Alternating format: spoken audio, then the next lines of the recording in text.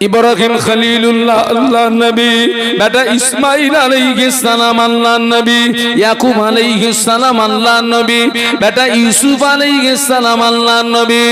ও আমার ভাইরা, ফুরফুরা শরীফে মুজাদ্দিদুজ্জামান আল্লাহর ওলি, তানার 5 কলিজার টুকরা, তানারাও আল্লাহর ওলি। বাপ নবী, ছেলে নবী, বাপ ওলি, ছেলে ওলি। আর আমাদের সমাজ দেখে, বাপও মাতাল, ছেলেও মাতাল। ঠিক বলেছি না ভুল বলেছি?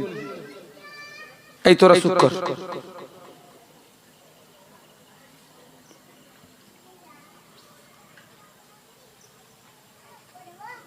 জমিন যদি ভালো হয়, গাছ ভালো হবে, গাছ যদি ভালো হয়, ফল ভালো হবে। জমিন যদি ভালো হয়, গাছ ভালো হবে, গাছ যদি ভালো হয়, ফল ভালো হবে। বাপ যদি নামাজি হয়, বাপ যদি রোজাদার হয়, বাপ যদি আল্লাহওয়ালা হয়, মা যদি নামাজি হয়, মা যদি পর্দানশিনী হয়, মা যদি সৎ চরিত্রবতী হয়, ওই জমিন থেকে আল্লাহ সুসন্তান দান করবে। একটু জোরে বলুন না। আজকে তো অধিকাংশ জমিন খারাপ হয়ে গেছে ভাই। কত সার মারবা, ঘোড়ার কসু হবে।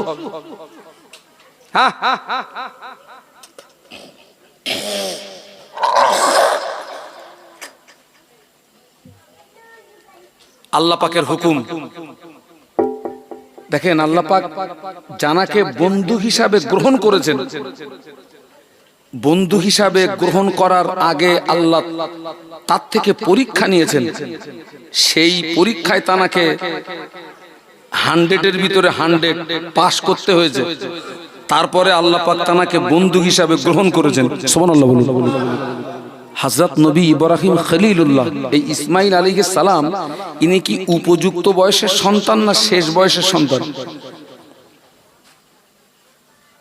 একেবারে শেষ বয়সে। আর স্বাভাবিকভাবে উপযুক্ত বয়সের সন্তানের চেয়ে শেষ বয়সে যেটা হয়, ওর প্রতি দরদ মায়া একটু বেশি হয়। এটা আমার শেষ বয়সের সন্তান। আল্লাহ পাকের হুকুম, ইব্রাহিম, তোমার স্ত্রী আর তোমার নবজাতক শিশু, এখন যেখানে কাবা, এই জায়গাটা ছিল মরুভূমি, মানব শূন্য এলাকা, যেখানে কোনো পানি নাই, খরমা নাই, খাদ্য নাই, কিচ্ছু নাই, কঠিন মরুভূমি। আল্লাহ পাকের হুকুম, তোমার স্ত্রীকে আর তোমার নবজাতক শিশুকে ওখানে রেখে এসো। আল্লাহর পয়গম্বর কিন্তু একবারও প্রশ্ন করেননি, আল্লাহ আমি কেন রেখে আসবো। হুকুম করেছেন, আল্লাহর পয়গম্বর মেনে নিয়েছেন। একটু জোরে বলুন, আরো জোরে বলুন। হুকুম করেছেন, আল্লাহর পয়গম্বর বলুন মেনে নিয়েছেন। আমরা আল্লাহর হুকুম মানি।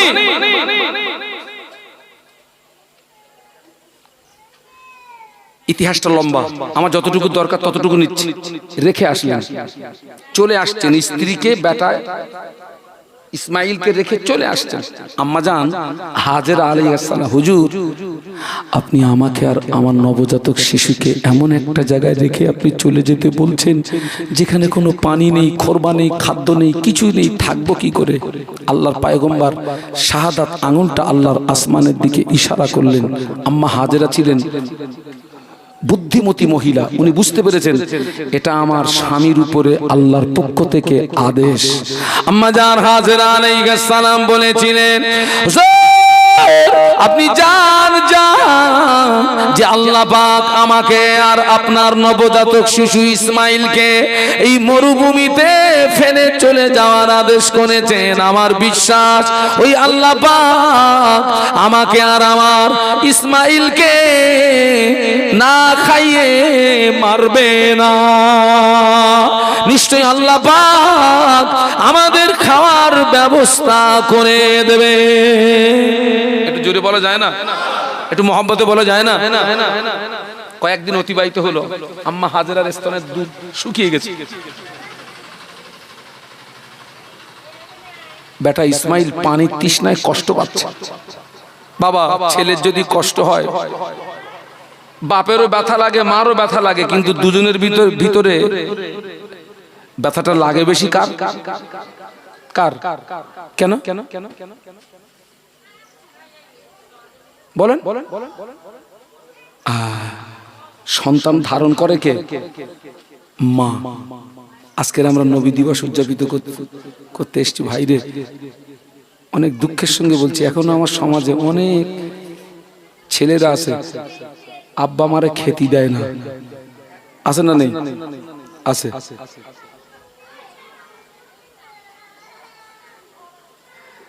তার জন্য কিন্তু নবী দিবস না বলো।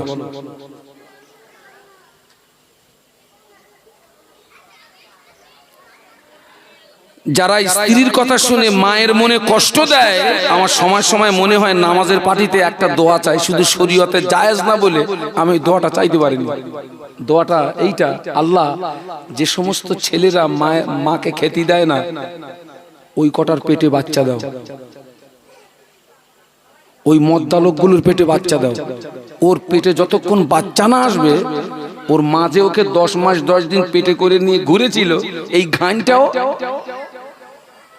বলুন, এই ঘানটা বসবে না, একটু ঘুরিয়ে দেয়। আমাদের মায়েদের যখন পেটে বাচ্চা থাকে, ওই যে 9 মাস বলেন আর 10 মাস বলেন, স্বস্তিতে থাকে, ঠিক মতো খেতে পারে না, আপনার ঘুমাতে পারে না, উঠতে পারে না, বসতে পারে না। আজ পর্যন্ত কোনো মাকে শুনেছেন ওই পেটের সন্তানের জন্য বদদোয়া করতে, যে তোর জন্য আমি একটু স্বস্তিতে থাকতে পারলাম না? বলুন। ওইরাম যদি আমার গা হয়, ও ভূমিষ্ঠ হলি ঘোড়ার আসার মেরে ফেলতে হবে,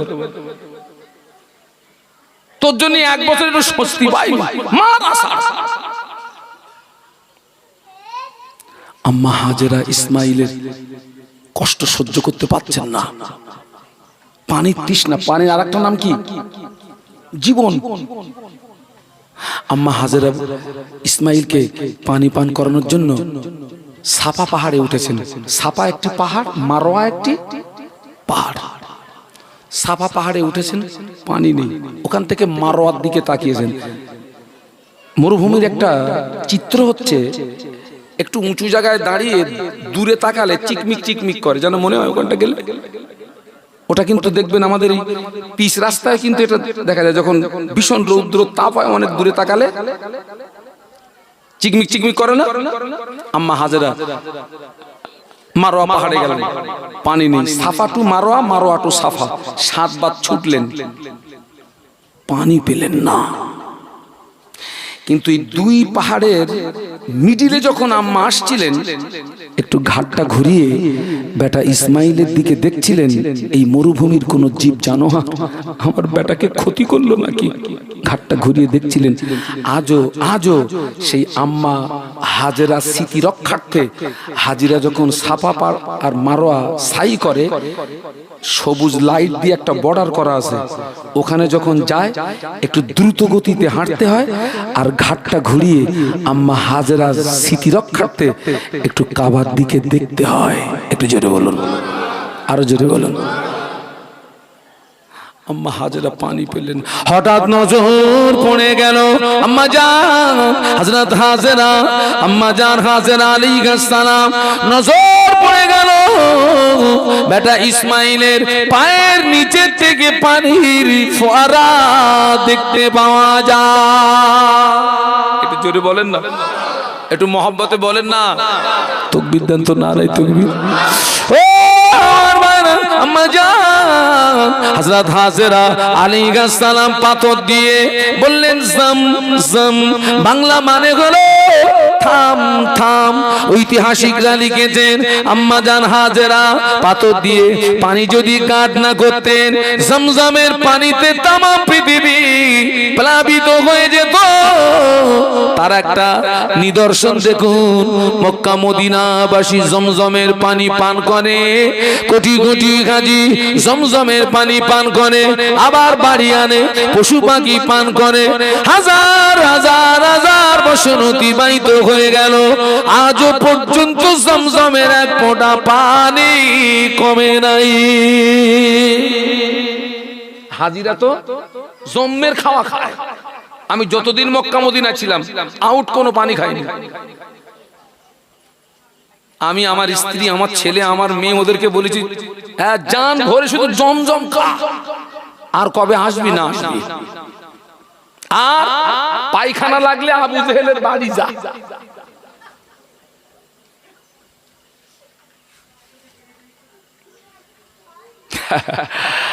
আমি যখন ছিলাম আজিজিয়ার থেকে কাবায় আসতে গেলে বাসে করে আসতে হয়, অনেকটা রাস্তা। তো আমার সাথীদের যদি কারোর বাথরুম টাথরুম লাগতে হয়, বললাম এই দেখ ঘরে করিসনি, এই আর কবে আসবি না আসবে, তোর আবু জেহেলের খেদমত করে আয়, বাসে করে গিয়ে ঝেড়িয়ে আয়, আর কবে আসবি না আসবি যা। কারণ ওর ঘর তো সব কি পায়খানার পেশাব ঘর। আল্লাহ যেন আপনাদের যাওয়ার তৌফিক দেন। বলুন আল্লাহুম্মা, বলুন আল্লাহুম্মা। এটা আল্লাহর কাছে দোয়া চাইবেন, আল্লাহ আমাকে একটু মক্কা মদিনায় নিয়ে যাও না। আপনি বলুন হুজুর তো টাকা নেই, তো দোয়ায় কাজ হবে? হবে। আমি বলছি হবে, আমি বলছি হবে। একটুখানি একটা ইতিহাস বলি। আমরা তো কি বলে বক্তা মানুষ, একটা কথা বললে আরেকটা আল্লাহ পাক আরেকটা কথা স্মৃতিতে এনে দেন। আমার জীবনে আমি বহু হাজিকে আমি ওই এয়ারপোর্ট পর্যন্ত দিয়ে আসতে গেছি, আবার ওখান থেকে এই দিয়ে আসা নিয়ে আসা কিন্তু সবের কাজ বলো। তুই যখন হাজিদেরকে এয়ারপোর্ট পর্যন্ত ছেড়ে দিই না, আমি তখন চোখের পানি আটকে রাখতে পারিনি। আল্লাহ এই মানুষটার কয়েক ঘন্টার ভিতরে কাবায় পৌঁছে যাবে, কিন্তু আমার এই এয়ারপোর্ট পর্যন্তই শেষ। মনে মনে হতো প্লেনের ডানা ধরে কি একটু যাওয়া যায় না, এরকম হতো, মনে মনে হতো। তো কোনো একটা হাজিকে আমি এয়ারপোর্ট পর্যন্ত পৌঁছে দিতে যাচ্ছি, উনি বললেন হুজুর আপনি আমার গাড়িতে বসুন। তো হাজি সাহেব হজে যাচ্ছেন মানে স্ত্রী ছেলে মেয়ে জমি জায়গা সবকিছু তুচ্ছ করে দিয়ে যাচ্ছে। ও বেচারা কাঁদতেছে, ও যা কাঁদতেছে ও তার চেয়ে বেশি কাঁদতেছে আমি। তো উনি আমার বলছে হুজুর আপনি এত কাঁদছেন কেন? আমি তখন ওই কথাটাই বললাম, আপনি আর কয়েক ঘন্টা পরে কাবায় পৌঁছে যাবেন, আমার কাবায় যাওয়া হবে না, এই জন্য কাঁদছি। তবে আমার চোখের পানি বন্ধ হবে যদি আপনি আমাকে একটা কথা দেন। কি কথা হুজুর? আমি বলছি যেখানে যেখানে দোয়া কবুল হয় আমার নাম ধরে একটু দোয়া করবেন, আল্লাহ যেন আমাকে মক্কা মদিনার মেহমান হিসাবে কবুল করেন। আল্লাহ পাকি জানে, উনি মনে হয় ওনার দোয়াটা কবুল হয়ে গেছে। ঠিক তার পরের বছর এই নিউ টাউন এলাকার একজন ব্যক্তি বলছে হুজুর আমি আপনাকে টাকা দিচ্ছি, আপনি হজ করে আসুন। আমি তখন আর্থিক দিক দিয়ে খুব দুর্বল, খুব দুর্বল, খুব দুর্বল। টাকা না থাকলেও আল্লাহ একটা ওসিলা করে দেয়। আহা, আল্লাহ আমাকে 3 বার নিয়ে গেছে। আল্লাহু আকবার। তো ইসমাইল আলাইহিস সালামের পায়ের আঘাতে কিসের পানি?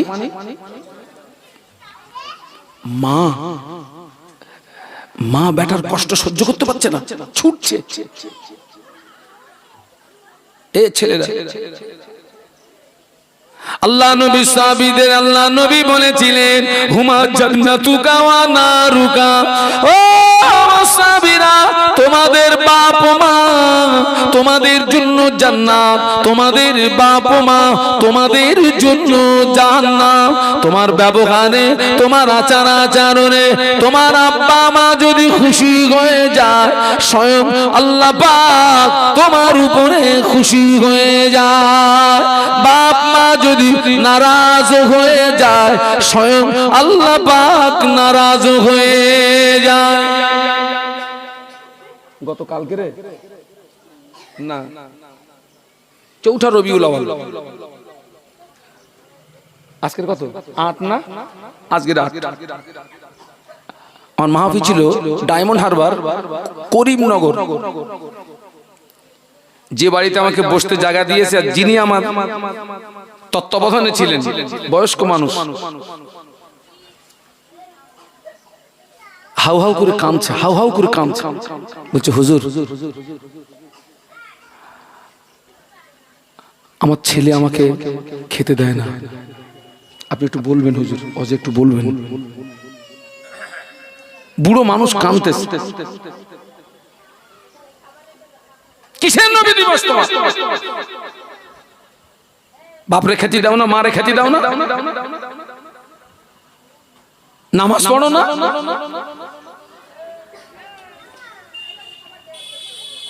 রাসূল বলেছেন তোমার বাপ মা তোমার জন্য কি জান্নাত, আবার তোমার বাপ মা তোমার জন্য কি জাহান্নাম।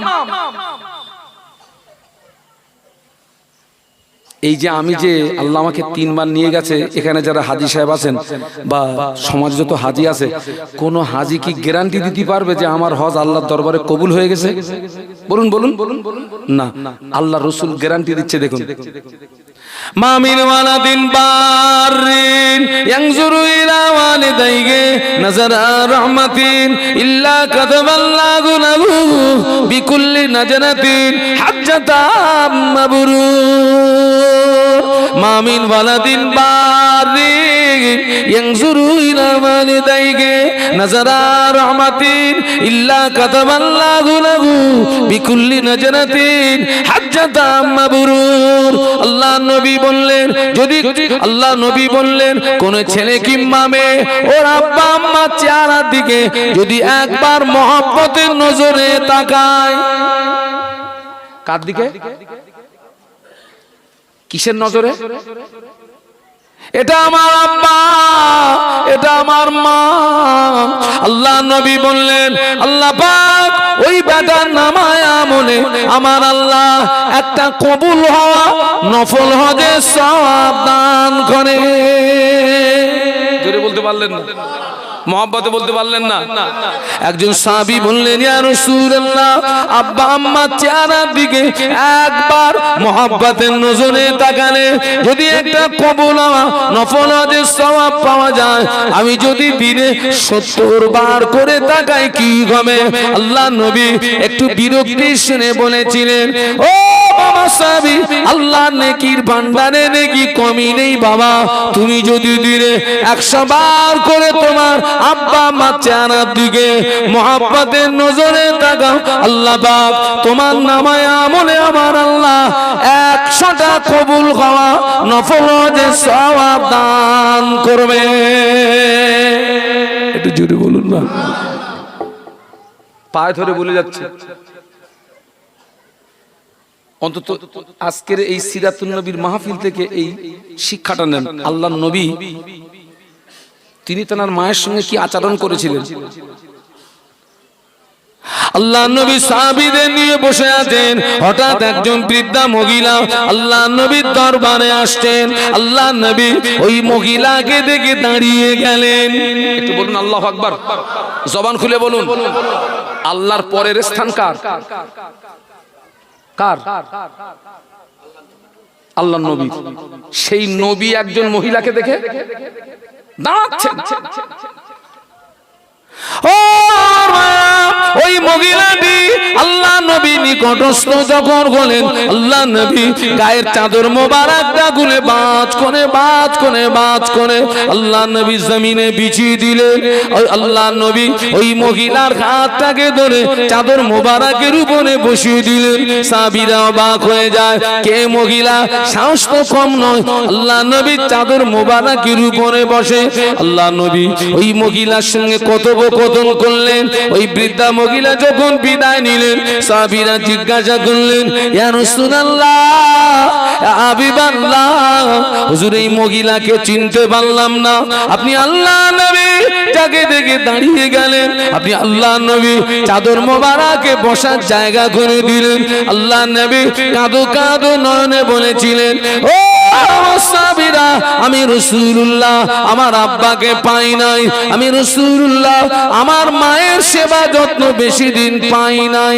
এই বৃদ্ধা মহিলা আমার অন্য কেউ নয়, এই বৃদ্ধা মহিলা হলো আমার দুদু মা হালিমাতুস সাদিয়া। জোরে বলেন না।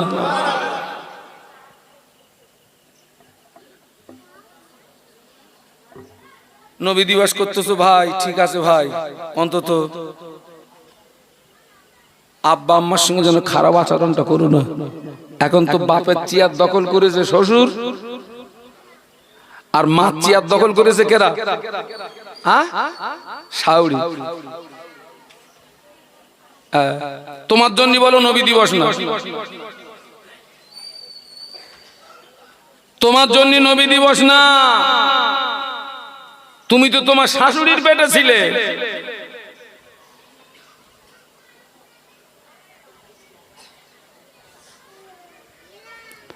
আল্লাহ আমাদের হেদায়েত নসিব করেন, বলুন আল্লাহুম্মা আমিন, বলুন আল্লাহুম্মা আমিন, বলুন আল্লাহুম্মা আমিন। খবরদার ছেলেরা, যুবকেরা, জওয়ানেরা, বাবা সাবধান, ফিরে আসুন। কোন নবীর ওসিলায় জমজমের পানি?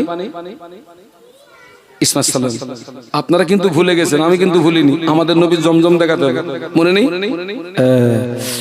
আল্লাহু আকবার। এই জমজম কূপ এক সময় বন্ধ হয়ে যায়। কি হয়ে যায়? বন্ধ হয়ে যায়। নবীর দাদার নাম কি? Abdul Muttalib.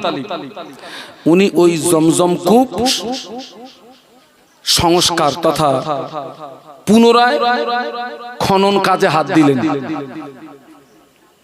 এই নিয়ে দ্বন্দ্ব শুরু হলো। মক্কায় ছিল অনেক গোত্র, আর প্রত্যেকটা গোত্রের একজন করে গোত্র প্রতিনিধি ছিল। তাদের ভিতরে এই জমজম কূপ নিয়ে সবাই জমজম কূপের দাবিদার। এবং আব্দুল মুত্তালিব তিনিও দাবিদার যে এর সংস্কার আমি করব, খননের কাজ আমি করব। কিন্তু এই নিয়ে যখন দ্বন্দ্ব শুরু হলো, তখন সবাই মিলে একটা পরামর্শ করলো যে আমাদের মধ্যে দ্বন্দ্ব ফাসাদ করে লাভ নেই। ভাই, ফতোয়া ফারাজের দরকার হলে আমরা কার কাছে যাই? মুফতি সাহেবের কাছে যাই। তো ওনারা বললেন, ওই জমানায় শাম দেশে বড় বড় পণ্ডিত লোক ছিল, শাম দেশে। তো ওনারা সবাই মিলে পরামর্শ করলেন, আমরা একটা কাজ করি, শাম দেশে যাই, আমাদের এই সমস্যার কথাগুলো বলি, তাঁরা যে সিদ্ধান্ত দেবেন সেই সিদ্ধান্ত মেনে নিয়ে কাজ হবে। এই সিদ্ধান্তে একমত হয়ে সবাই একটা করে উট নিয়েছেন, পর্যাপ্ত পরিমাণে খাদ্য খোরাক নিয়েছেন। এই কাফেলার মধ্যে আছেন নবীর দাদা আব্দুল মুত্তালিব। এই কাফেলাটি যাচ্ছে কোথায়? কিসের জন্য যাচ্ছেন? ফাসাদ মীমাংসা যাচ্ছে। প্রতিমধ্যে কঠিন মরুভূমিতে যখন এসে পৌঁছেছে, সকলের কাছে পানি শেষ, উটগুলো জমিনে বসে পড়েছে। কাফেলার প্রত্যেকটা ব্যক্তি সবাই যেন মৃত্যুর দুয়ারে পৌঁছে গেছে, পানির তৃষ্ণায়। সব উটগুলো জমিনে বসে গেছে, হয়রান হয়ে গেছে সব। নবীর দাদা আব্দুল মুত্তালিব বলছে, দেখুন আমরা যদি এইভাবে বসে থাকি তাহলে তো জীবন যাওয়ার আশঙ্কা, কারণ বসে থাকলে তো পানি পাওয়া যাবে না। একটা কাজ করি না, আমরা সবাই মিলে একটু তালাশ করি, খুঁজি, দেখি না পাওয়া যায় কিনা। বসে দেখে তো লাভ নেই, সবাই মিলে একটু তালাশ করি, খুঁজি। নবীর দাদা ঠিক বলছে না ভুল বলছে? কাফেলার অন্য সাথীরা বলছে, আচ্ছা আব্দুল মুত্তালিব তুমি তো ওই কথা বলছো, তাহলে একটা কাজ করো, তোমার উটটাকে তুমি আগে চালাও, তুমি আগে যাও, পিছনে আমরা যাচ্ছি। ও আল্লাহ নবী ইসমাঈল আলাইহিস সালামের ওসিলায় জমজমের পানি পাওয়া যায়। আর আব্দুল মুত্তালিব এই উটটাকে উঠিয়ে দিয়ে জমিন থেকে দাঁড় করিয়ে জমিনে দাঁড় করিয়ে দিয়ে আব্দুল মুত্তালিব, নবীর দাদু আব্দুল মুত্তালিব এই উটটাকে যেই না সামনে আগিয়ে দিয়েছেন, আব্দুল মুত্তালিবের উট যেই না একটা পা তুলেছে, আব্দুল মুত্তালিবের উটের পায়ের নিচে থেকে পানির ফোয়ারা দেখতে পাওয়া যায়। আরো জোরে বলুন, আরো মহব্বতে বলুন। আব্দুল মুত্তালিবের উট যেই একটা পা তুলেছে, উটের পায়ের নিচের থেকে কি আসছে? পানির ফোয়ারা। ঐতিহাসিকরা লিখছেন, আব্দুল মুত্তালিবের উটের পায়ের নিচের থেকে যে পানির ফোয়ারা বেরিয়েছিল, এটিও জমজম কূপের অনুরূপ। একটু জোরে বলুন। এর জন্য কিন্তু আব্দুল মুত্তালিবের কৃতিত্ব নয়। ও ওই সময় কঠিন মুসিবতের সময়, কঠিন মুসিবতের সময়, দুর্দিনের সময় আব্দুল মুত্তালিবের উটের পায়ের নিচে থেকে পানির ফোয়ারাটা বেরিয়েছিল। কারণ হলো ওই সময় আব্দুল মুত্তালিবের ললাটে আমাদের নবীর নূর চমকাচ্ছিল। ওই সময় আব্দুল মুত্তালিবের ললাটে আমাদের নবীর নূর চমকাচ্ছিল। আল্লাহ পাক বিশ্ব নবীর নূরের খাতিরে, আল্লাহ পাক বিশ্ব নবীর নূরের ইজ্জতের খাতিরে, তাজিমের খাতিরে আব্দুল মুত্তালিবের উটের পায়ের নিচে থেকে পানির ফোয়ারা বার করে দিলে। সবাই মিলে সেই পানি পান করলো, পশুদেরকে পান করলো, করিয়ে কাফেলাবাসীরা বলছো আব্দুল মুত্তালিব শামে আর যেতে হবে না, সে যে জন্য যাচ্ছিলাম ফায়সালা এখানেই হয়ে গেছে। এই কঠিন মুসিবতে তোমার ওসিলায় পানি পেয়েছি, জীবন ফিরে পেয়েছি।